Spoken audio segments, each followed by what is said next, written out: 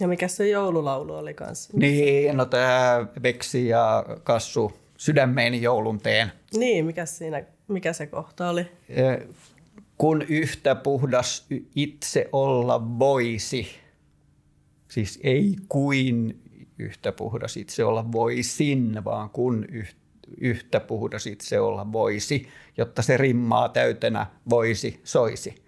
Ja sitten toinen tämä kynttilät ja kultanauha, loistaa hämärää, syvä rauha, kynttilät ja kultanauha taas.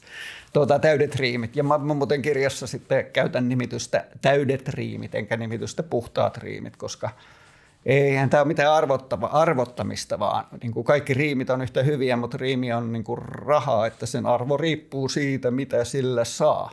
Et vaikka sulla olisi kuinka paljon rahaa, ja sä oot autiolla saarella, missä ei mitään voi ostaa, niin eihän sillä ole mitään arvoa. Niin sama se on niin kuin riimien kanssa, että vaikka kuinka nokkelat riimit olisi, mutta jos ei niille ole käyttöä just siinä laulussa, niin sitten ne on arvottomia. Tämmöisiäkin piti tsekkailla tätä sanotteen runousoppia varten.